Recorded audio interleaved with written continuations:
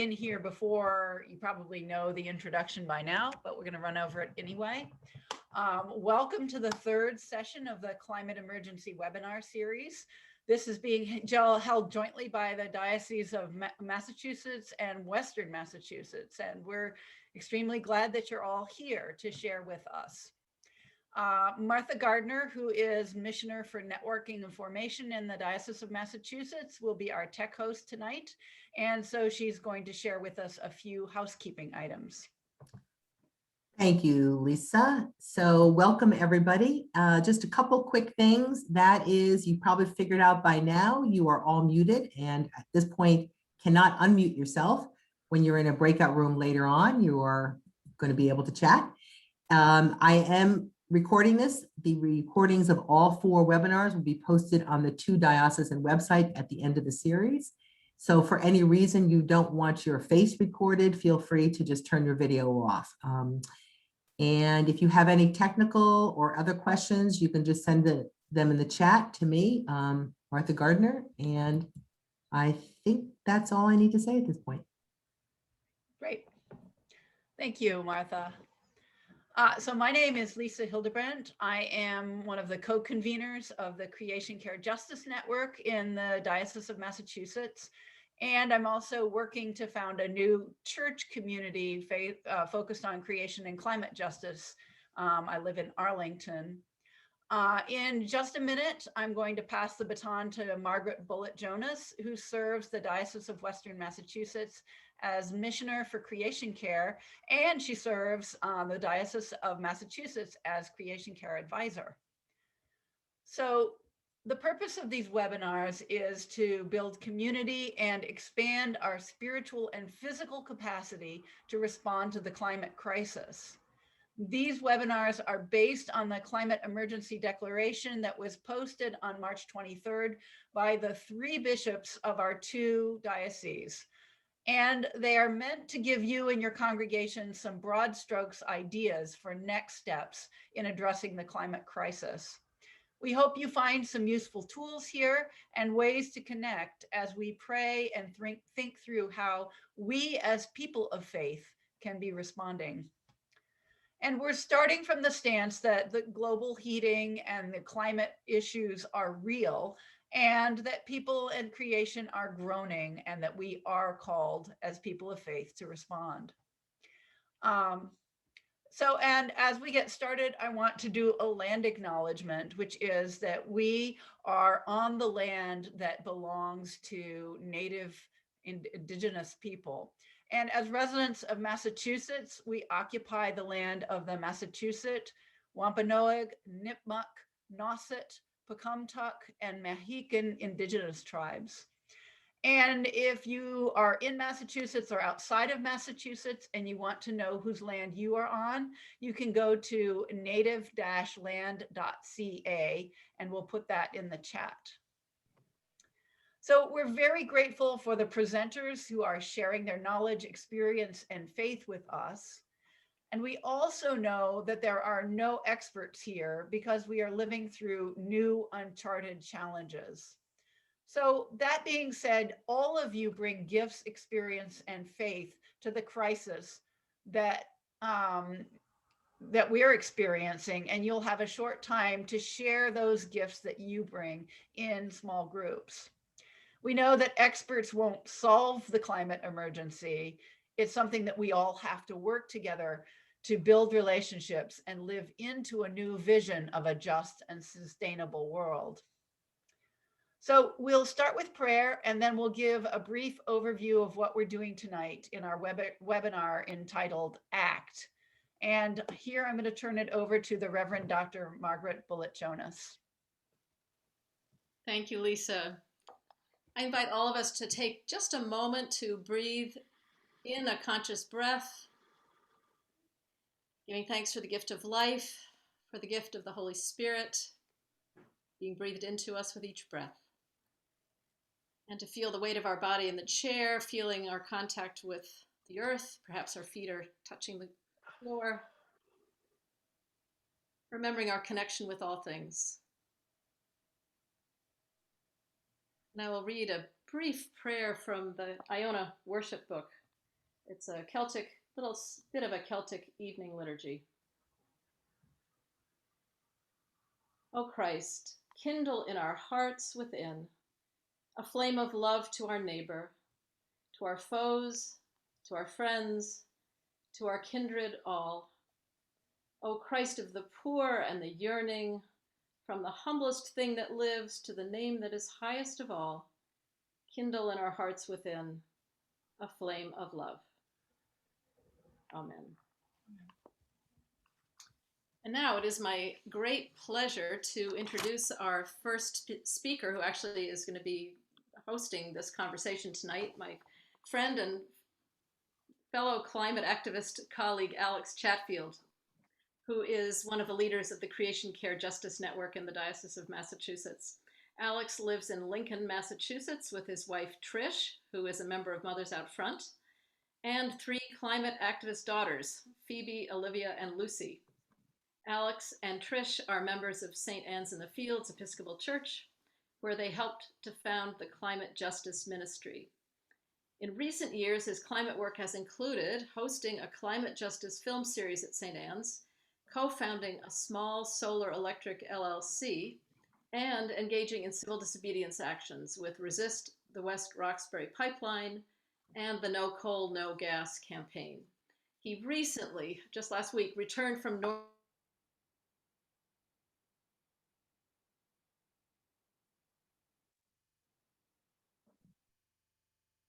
Margaret, you seem to be muted.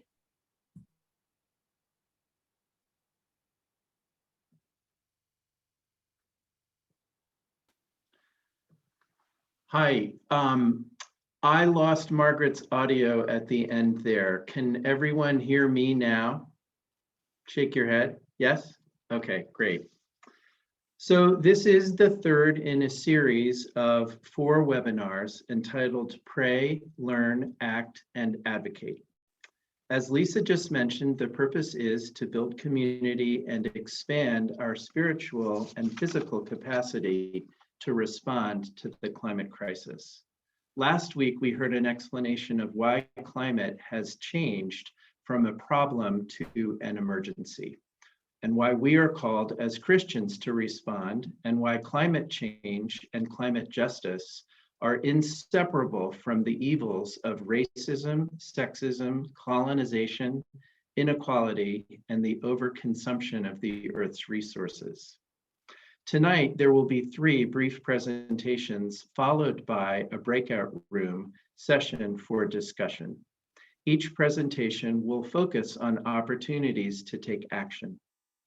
As I got started, or just in the last moment, I should say, I dropped a long list of resources into the chat with links to various documents and websites that can be useful.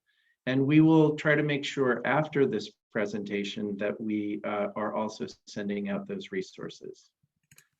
People may want to copy those items or save the chat before the end of the webinar, just in case. So now I am going to share my screen.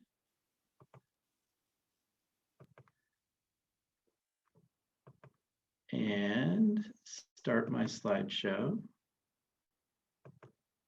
Okay, can people see my screen and hear me? Great, okay. So, at the risk of playing favorites among my 3 activist daughters, I'm dedicating this presentation tonight to my daughter, Phoebe. Phoebe was a climate leader in her high school and college years, and she helped organize the New England student divestment movement during her time at Yale. She's currently the program associate in the Office of Reconciliation, Justice, and Creation Care of our National Episcopal Church. In the next few minutes, I'll be telling the story of how our church in Lincoln, Mass. Took its journey into climate activism. This is not to say that our work is the best model for any church to take. Each of our parishes has its unique profile, resources, challenges, and opportunities. We are a well-resourced church in an affluent suburb, and we are blessed with members whose talents are suited to climate activism. We've done a lot, but every church has the opportunity to do more, even if it may feel at first like a modest effort. For some of us at St. Anne's, the direct connection between the warming of the Earth's climate and the increasing frequency of extreme weather events began with youth mission trips we took to the Gulf Coast for 3 summers after Hurricane Katrina. We learned how Katrina grew to a Category 5 monster storm by feeding off the increased energy in the superheated waters of the Gulf. Another formative experience was attending the People's Climate March in New York City in September of 2014. It was an unforgettable experience seeing an estimated 400,000 people of all ages, races, and backgrounds flood the streets with banners and signs and music. The march influenced President Obama and members of the United Nations to push forward to the Paris Climate Accords. March organizers pursued a deliberate strategy of coalition building with diverse groups, including Indigenous peoples, unions, youth, elderly, and faith communities like ours. This embodied the intersectionality of the climate movement. One simple and meaningful step any church can take is to organize members to attend a climate rally, a protest, or a direct action. It's a great way to encourage people who are new to the movement to become inspired and energized. When we got home from the People's Climate March, we came together to form a climate group at St. Anne's. We chose the name Climate Justice Ministry for our group. Climate change is a social justice issue, not just an environmental problem. Churches are notorious for consuming and wasting energy. In this period of climate emergency, this is not only profligate, some might say it is sinful. Any church can take practical steps to change what kind of energy it uses and to use less. Some of these changes can involve big projects like solar panels and replacement of heating system and insulation. Many of them are simpler and less expensive, like installing programmable thermostats or purchasing renewable electricity. Most energy-saving strategies pay for themselves in a few years. By reinvesting money saved from conservation, you can continue to make improvements that will preserve your church's budget. In 2016, St. Anne's requested an environmental stewardship assessment from Massachusetts Interfaith Power and Light. We completed their list of 24 questions about the church's behavior, electricity, building envelope, and heating and cooling. Our answers revealed we had a lot of opportunity to improve. With the help of a green grant from our diocese, we began implementing many of their suggestions. We have drastically reduced our emissions using 100% renewable electricity, high efficiency boilers, and exclusively LED lighting. Mass IPL is available to provide this service for your church as well. I have dropped their web address in the chat. I have also provided a link to the Green Sanctuary's self-assessment program from the UU Church.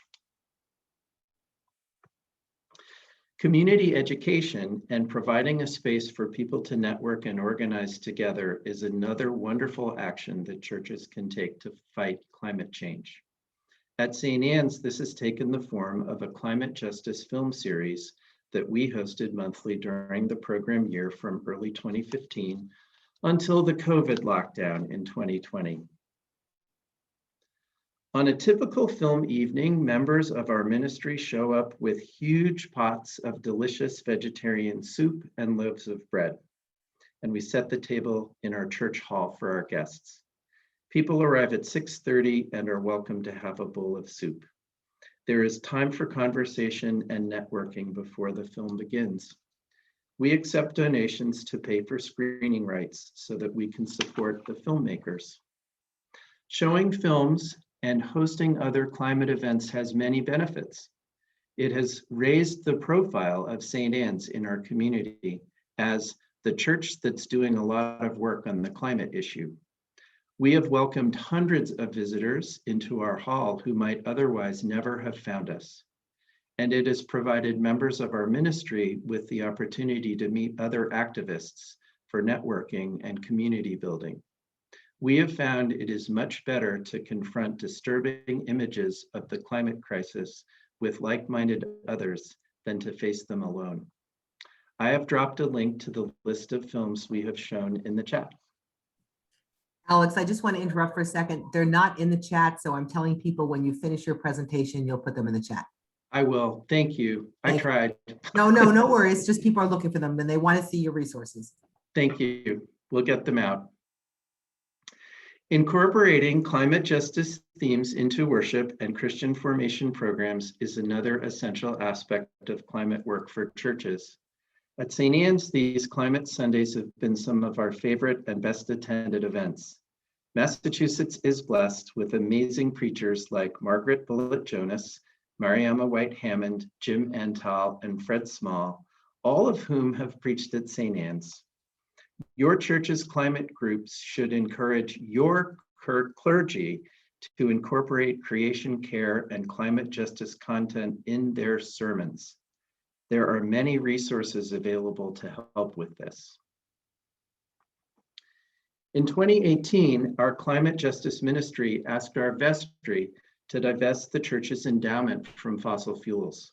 We paved the way through forum presentations, discussions, and a film showing. It was a unanimous vestry vote in favor.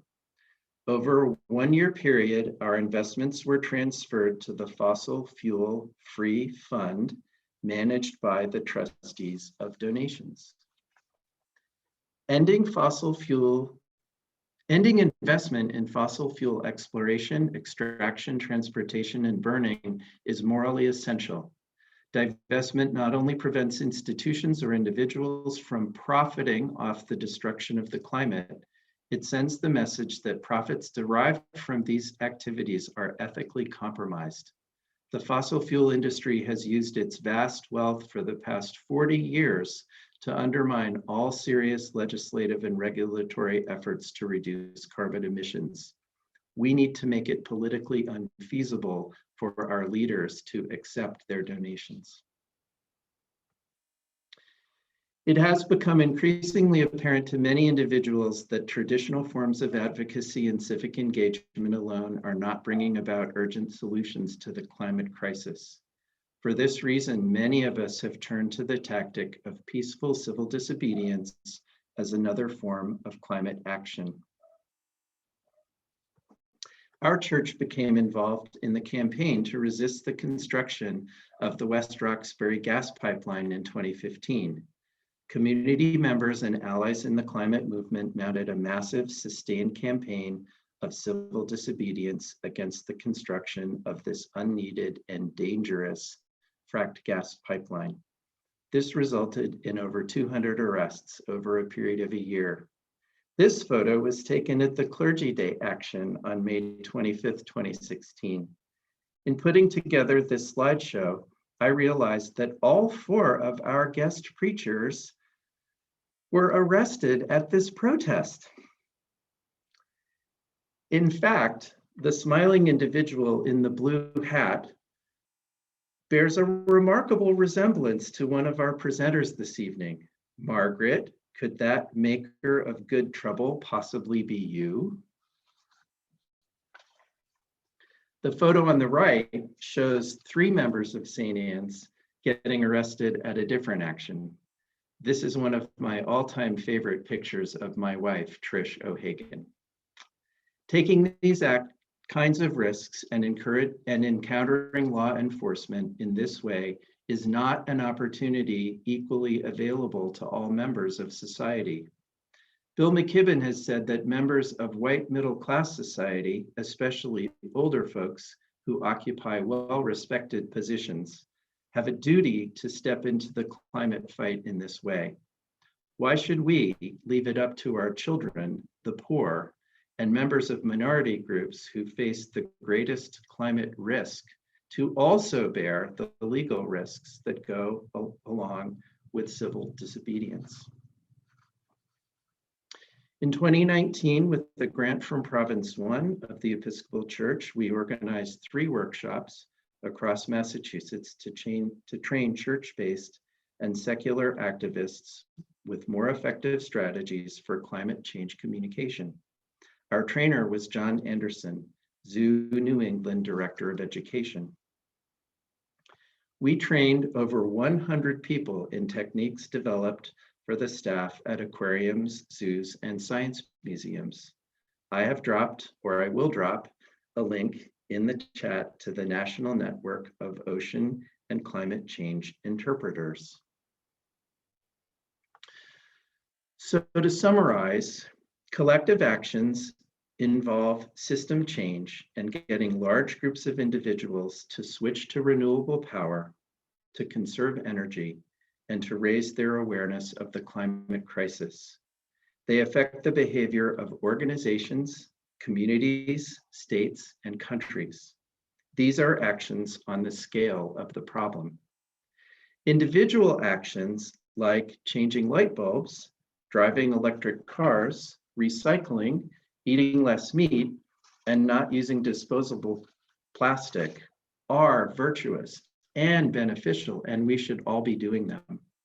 But they are not in and of themselves going to prevent climate catastrophe.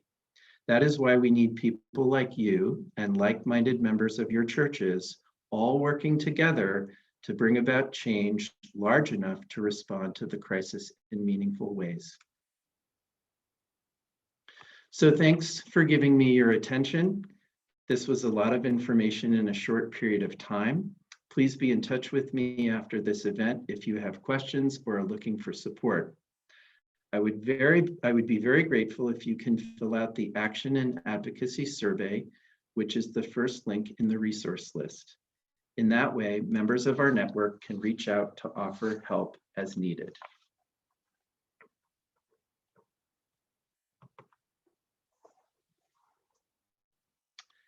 So now I'm going to introduce our next speaker, who is Margaret Thurston.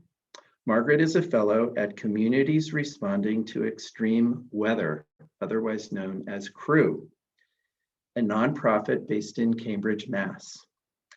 At CREW, she coordinates the Climate Resilience Hubs program, a network of over 60 organizations that help prepare their communities for the impact of climate change. Her work at CREW is through the Quaker Voluntary Service Fellowship, a service year that Alex, combines— we lost your sound. Oh no. There you're back.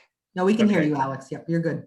All right. Her work at CREW is through the Quaker Voluntary Service Fellowship, a service year that combines community, spirituality, and activism through the Quaker faith. Margaret was born in Boston, but raised in Western New York, where she graduated with a bachelor's in development and sustainability. Over to you. Thanks so much, Alex, and great to be here, everybody. Can you hear me okay? Wonderful. I'm gonna share my screen. Okay, and can you see these slides? Wonderful, okay. So my name's Margaret, as Alex said, and I'm gonna be talking a bit about how to build resilience for your community and more of the adaptation side to climate change. So first, a little bit about CREW, which is the organization I work for. CREW is a grassroots organization based in Cambridge, Massachusetts, and we aim to build equitable, inclusive neighborhood climate resilience through education, service, and planning. So a lot of the climate movement is, you see a lot of white people and a lot of middle class or upper middle class, not exclusively, but Crew, we really want to make the climate movement accessible to everybody and to have the people that are going to be most impacted by climate change at the table and having a say in what solutions they want to see. And including middle class, upper class, white people, people of color, everybody. And Crew is part of Better Future Project, which has 3 branches, 350 Massachusetts, Divest Ed, and Crew.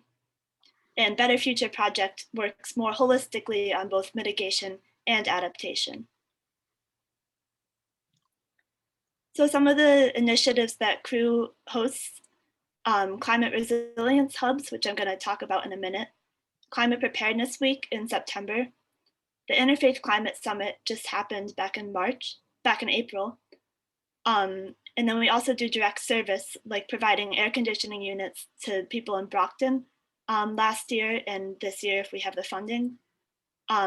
Crew Teams is an initiative that's getting off the ground, and then other educational events throughout the year. So why build climate resilience?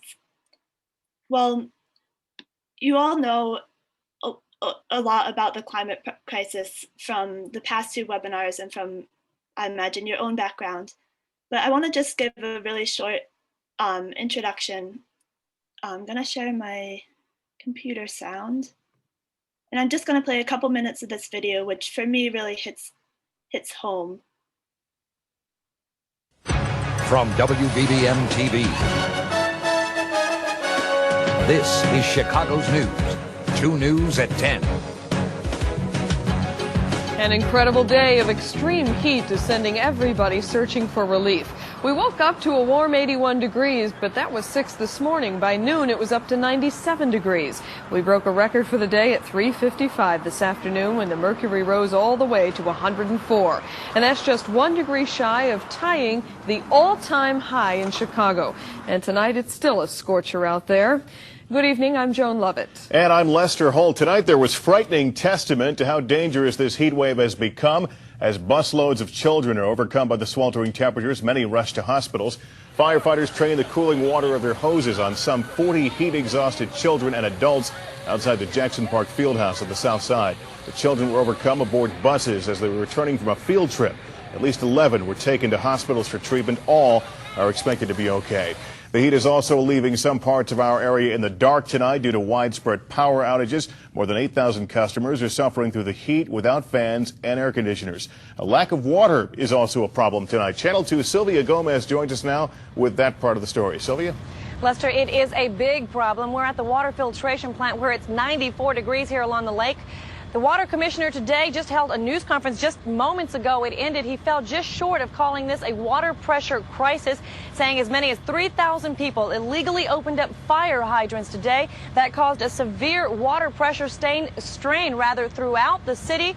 He warns that today's problem will be tomorrow's problem if that doesn't stop.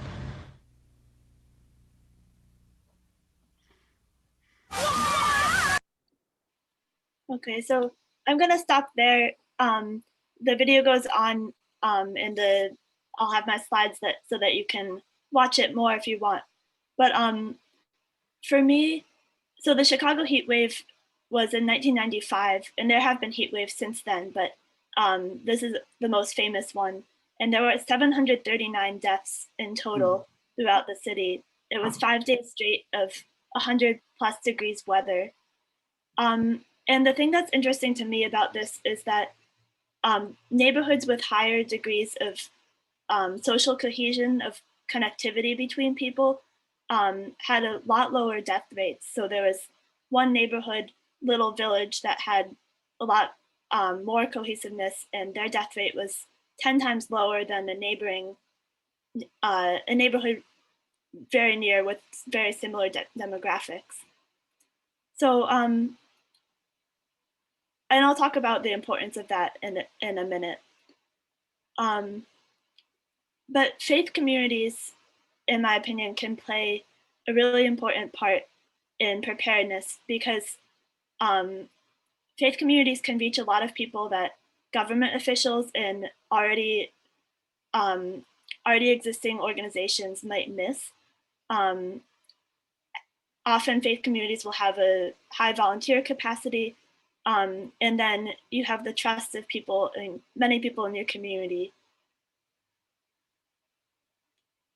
And then I just wanted to share one thing from the Climate Emergency Declaration, which is that the bishops encourage congregations to identify and find ways to assist those in our communities who are most vulnerable to climate disasters, and encourage working with crew to make our churches resilience hubs. So how can you build climate resilience? Well, one way is to become a climate resilience hub, which are community institutions that help people prepare for and respond to extreme weather events. So on the left is St. Stephen's Episcopal Church, and on the right is, in Boston, Massachusetts, and on the right is Evanston Public Library, right outside of Chicago, Illinois. So we currently have 65 hubs in the US. Most are libraries because of 2 partnerships that we have, but trying to get more faith communities on board as well. And then there's just 3 main things that we ask from climate resilience hubs. One is just to display a decal in your window showing that you're a hub, and that's this icon right up here. Making climate preparedness information available to visitors. So Crew provides brochures, as well as like some video lists, book ideas, presentations, but we ask that you display the brochures that are most relevant to your community. And then hosting at least one event each year related to climate preparedness. So just anything that will help your community become more prepared for climate change. And then we also provide some support, a Google Drive with different resources. These are 2 of our flyers. The decal stickers I mentioned, hub meetings every other month, which are optional, but encouraged, and then a listserv to connect the different hubs. In the future, we're hoping to have different levels of hubs. Right now, all our sites are at the first level, so we can support people in doing education, community engagement, and outreach. But we're also hoping in the future to be able to support hubs in providing more direct assistance during emergencies, which I'll get into in a minute. And if you want to learn more, we have an info session next Monday at 7 p.m., or you can email me or go to our website, which either Martha or I will post in the chat in a little bit. So whether or not you become a hub, there's a lot of other actions you can take. The most important thing, in my opinion, is just to being able to connect with members of your congregation as well as members of the broader community. So that goes back to a bit what I talked about with the Chicago heat wave, which is the connectedness can really save lives, and just also provide like emotional support and just any resources that are needed and lessen the impact. So one idea, I mean, a lot of your communities are already fairly connected within your congregation, and maybe a lot of you have already done this, but I know that my Quaker meeting back in Rochester, New York, right after the COVID pandemic, we set up like a buddy system where one buddy would call the other every week just to check in on them, and reaching people who hadn't attended Quaker meeting in a long time, and were, I think, really, really glad to be part of that network. And I think it also just brought our community closer, like having one-on-one conversations once a week, and we implemented a check-in system right after the worship service as well. And then one more thing I want to say about this is that besides people in your faith community, it's important to, if you feel like you have the capacity, to think about people who are going to be most vulnerable to extreme weather events, especially people who are socially isolated, older folks, people, low-income folks, and think about like people outside your community who might fall into those categories to reach out to. Another thing is connecting with other faith groups. So one of our hubs in New Ulm, Minnesota, which is a library, or the hub is a library, but the librarian reached out to a bunch of faith communities, and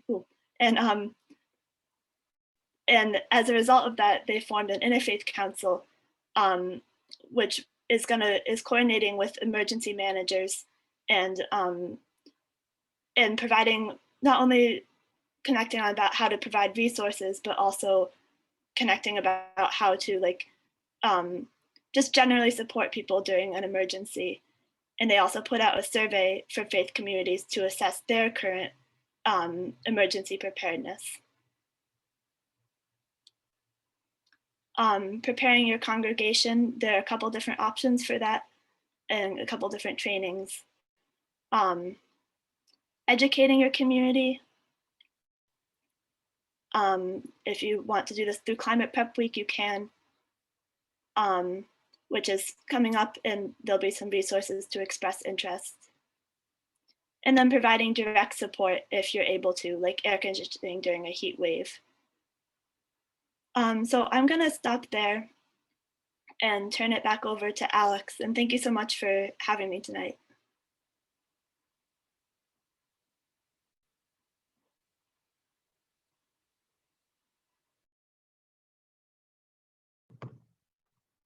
Okay. Can people hear me now? Yes? Okay. Margaret, thank you so much. That was a very informative presentation, and I think opens the door for our churches to get involved in being resilience hubs. So now I'm going to introduce our third speaker, and that is Rachel Field. Rachel lives in Roxbury, Vermont, having spent most of her life in the tidal flats of the eastern shore of Maryland, where the blue crabs and herons captivated her attention. That awe and fascination with the world led her to deeper questions about God, and eventually encouraged her to shape a life close to the land on a small-scale farm. Heartberry Hollow, along with her husband, their dog Frodo, and their beloved milk cow Mocha, they are engaging in regenerative agriculture and cultivating an ecologically based Christian practice. Rachel works at Mission Farm, a new mission of the Diocese of Vermont, St. Thomas and Grace Episcopal Church in Brandon, and as the farm educator for Good News Gardens, Massachusetts. Welcome, Rachel. Thank you very much, Alex, and thank you all. It's such an honor and a wonderful invitation to be with you all this evening, so thank you. It's fortunately spared you all the drive all the way up to Vermont by meeting online, so it's good to be together. Since I'm going to be talking a little bit about agriculture and gardening, I thought, especially, I don't know about y'all, but after 40 minutes of sitting in one space, my legs start getting a little bit antsy.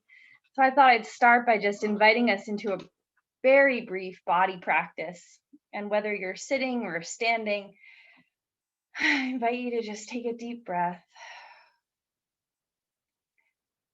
To feel the crown of your head reach up to the heavens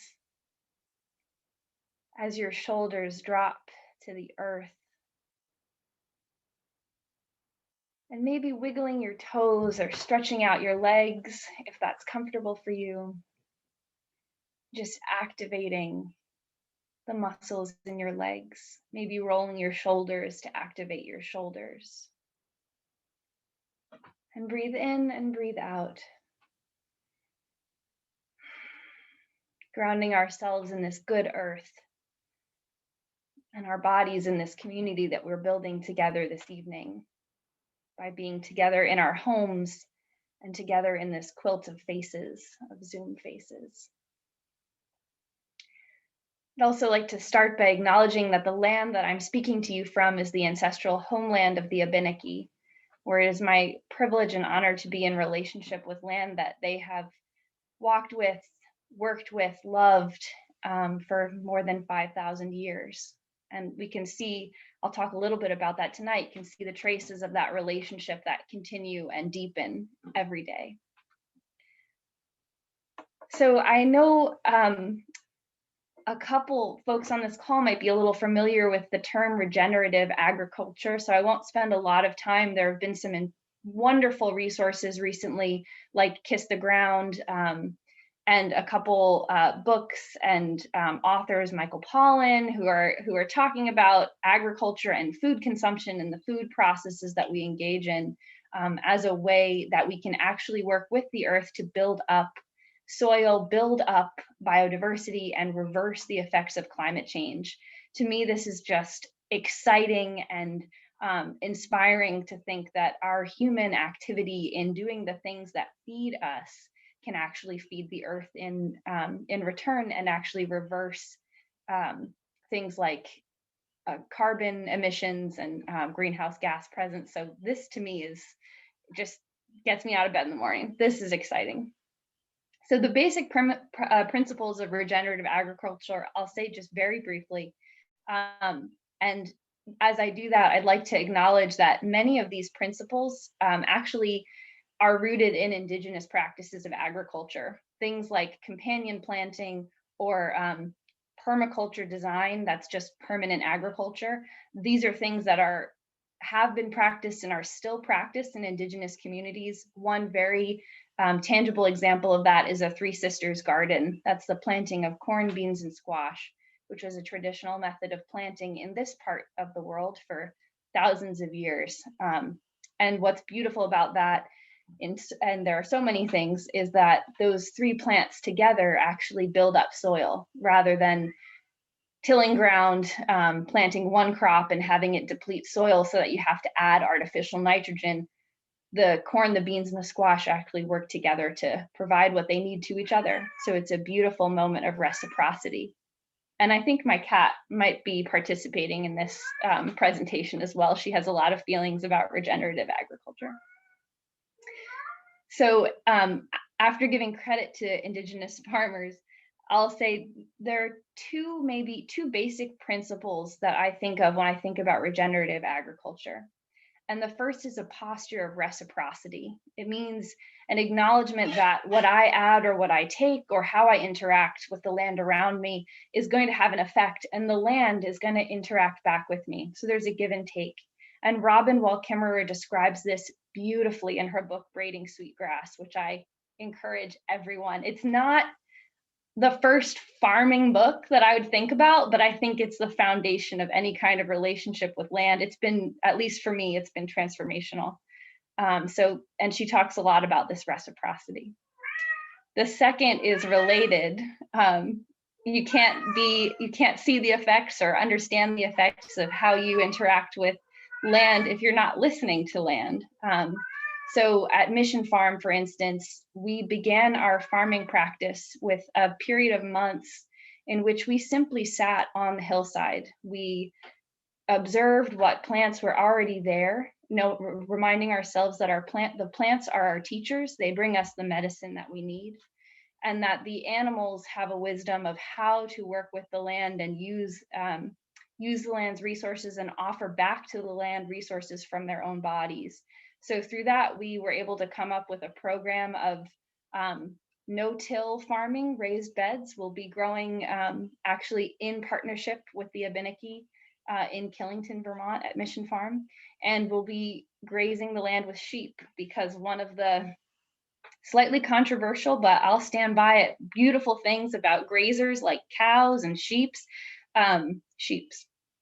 or sheep, that could work too for a plural, like cows and sheep and all these incredible goats, all these incredible other animals, is even though they emit methane, they emit gases, their action on the soil and the fertilizer they add to the soil, when managed properly, can actually sink carbon and build up soil. So it's a beautiful thing. So the sheep at Mission Farm are going to be helping us sink carbon.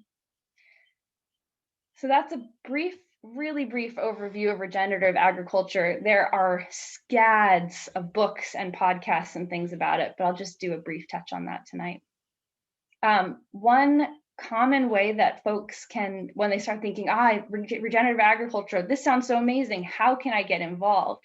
One common way that folks can do that, I'm sure you're all aware of it, because after all, Massachusetts is the home of Indian Line Farm, which was accredited as being one of the first CSAs in the country.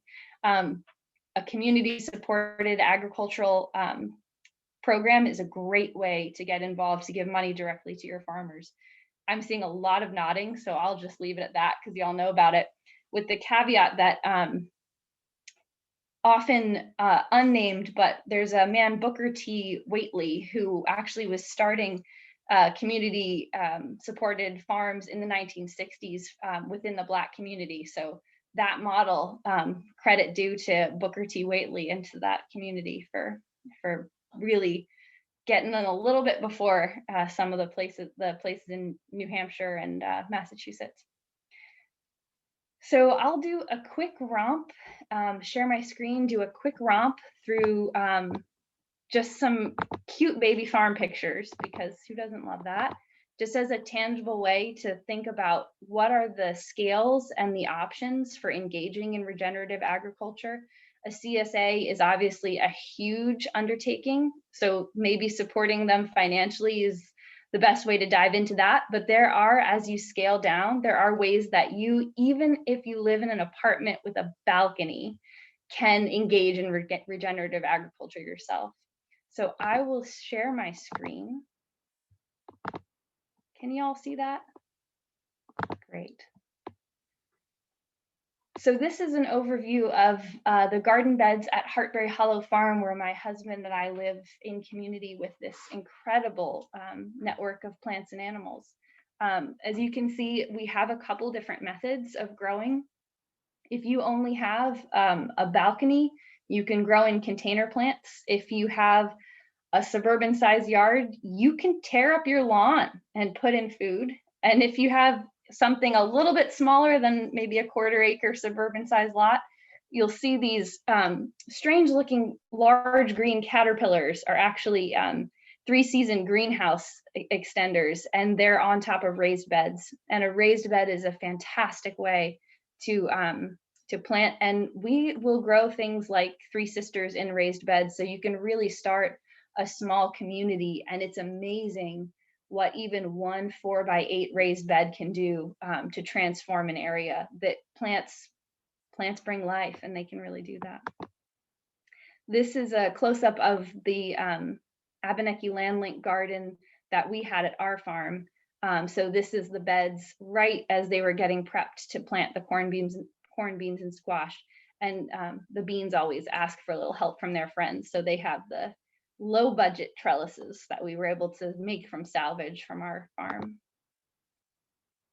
And this is just a little snapshot. Once, if you have a little more land, can start. We have a small group of pigs who help us add fertility to the soil and turn over, add a lot of nutrients. Mocha, our milk cow, is on the right side of the screen, and we're working with horses, working up to draft power. So that's my horse, Tom, helping us with our green up day, cleaning up the roadsides in Vermont. He was very gracious to carry the trash for us.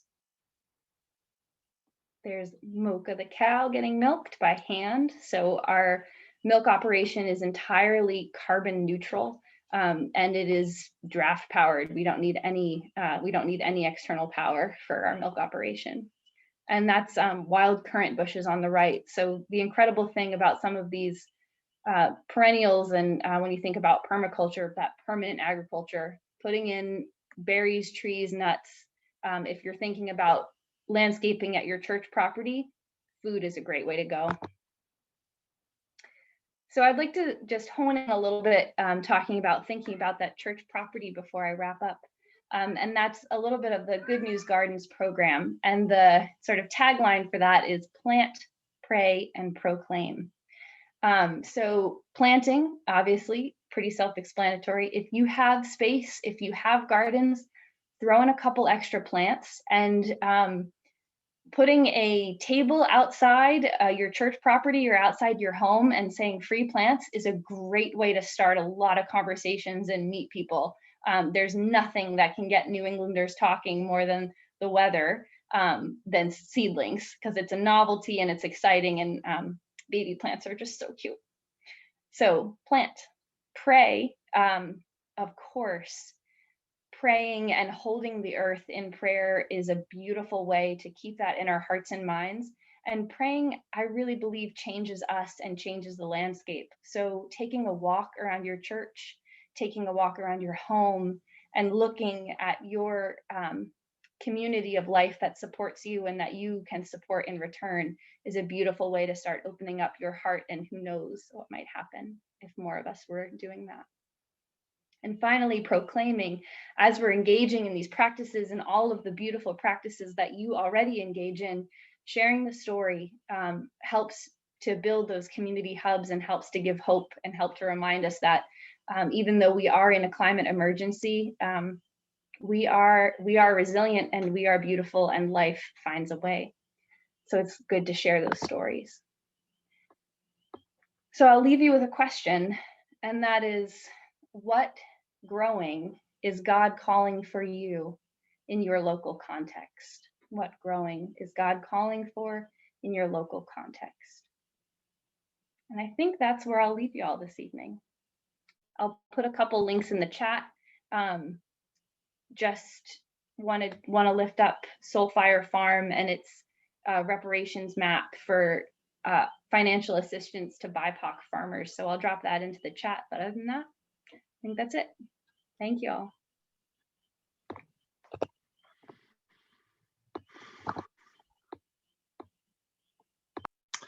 Okay, Rachel, thank you so much for that lovely presentation.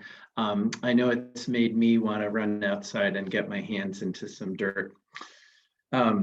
So now we're going to have some opportunity for discussion in breakout rooms. So in just a minute, Martha is going to dispatch us to breakout rooms in small groups. We're going to have about 14 minutes or so for that experience, which will probably go by too quickly, but that is the time we have available. So I'm just going to suggest this approach just to move things along. As soon as you are all in a room, let's do very brief introductions. I'm going to suggest that the person with the longest first name goes first. If it's a tie, you can go alphabetically. But anyway, that person should just say their name, where they live, and their church affiliation if they are a member of a church. And once you've said your introduction, you can call on another person on the screen by their name. And when everyone has done those very short introductions, try responding to one of these prompts. Such as, what did you hear this evening that has sparked your curiosity or joy?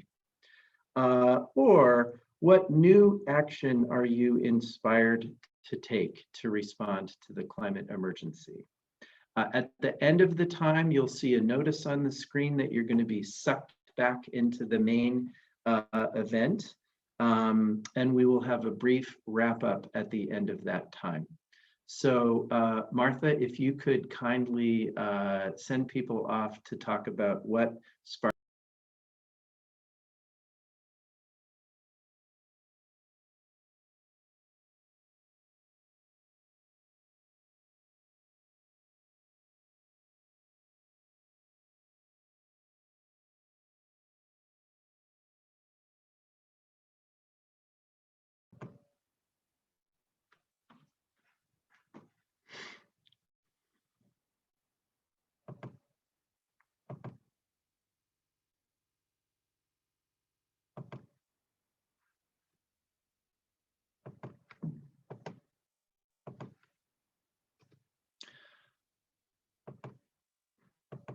Okay, are most people back? Have the rooms closed? Not yet, Alex. Okay. But you could invite people, you could extend Sure. your invitation. Yeah, absolutely. Welcome back. We're going to wrap up very soon. We seem to have done a very efficient job of sticking to the schedule. I know it's been a lot of transitions, but we appreciate your attention. If you are inspired to go into the chat now, if anything came up for you in your breakout discussion that you thought was meaningful, inspiring, interesting, you can communicate that to us through the chat, and we will try to digest it and share it. Thanks again to everybody who's participated tonight, and I would like to turn it back over to the hosts of the webinar series for some closing comments. Thank you. Thank you, Alex. We have reached the end of this presentation about ways we can act to address the climate emergency, and I'd like to thank our guest speakers for your powerful presentations. Next week, we will hold our fourth and final webinar, Wednesday at 7 o'clock. We will discuss the fourth plank, or the fourth part of the Bishop's Declaration of Climate Emergency, focusing on advocate. We'll have 4 guest speakers who will discuss how people of faith can become politically engaged in order to push for systemic, comprehensive solutions to the climate crisis on local, state, and national levels, and what it's like to move from the sidelines and get involved in public advocacy. Our guest speakers will include Sue Swanson, Lucy Chatfield, whom we heard about tonight, Reverend Fred Small, who also was mentioned, and Marty Nathan. So I invite you to visit the Diocese of Western Massachusetts website on Creation Care for resources regarding Pray, Learn, Act, and Advocate. I invite people in both our dioceses to, and our ecumenical friends, if you like, to sign up with Creation Care Justice Network, which is a growing network based in the Diocese of Massachusetts that can help Episcopalians across Massachusetts to connect with each other as we address the climate crisis. And we also invite you to sign up for the Creation Care Network newsletter that I produce every month. And I'm hoping in the chat you have ways to contact people. Has that dropped into the chat? It will be 1 second. I got the other resources you just mentioned, Margaret. I'm going as you're doing it. Perfect. Thank you, Martha. Thank you. I think that's it. We in a moment we'll have contact information for our tonight's speakers, and I'd like to turn it over to Lisa for a concluding prayer.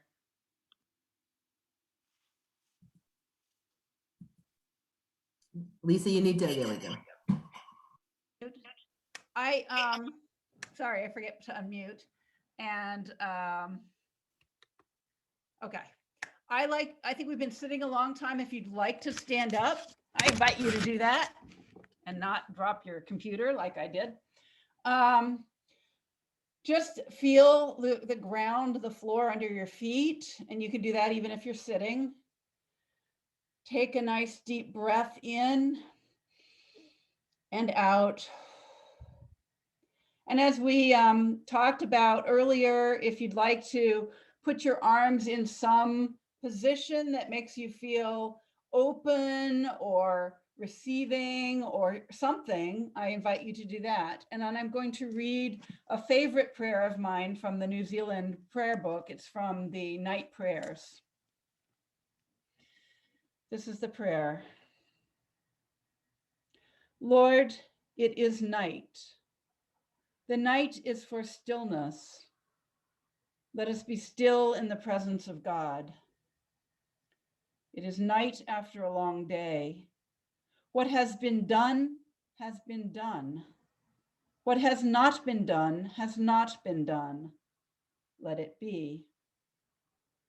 The night is dark. Let our fears of the darkness of the world and of our own lives rest in you. The night is quiet.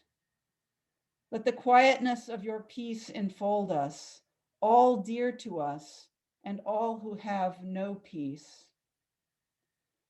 The night heralds the dawn. Let us look expectantly to a new day, new joys, new possibilities. In your name we pray. Amen.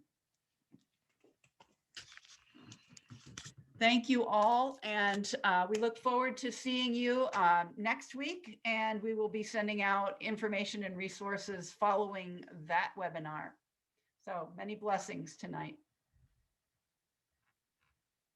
Thank you so much.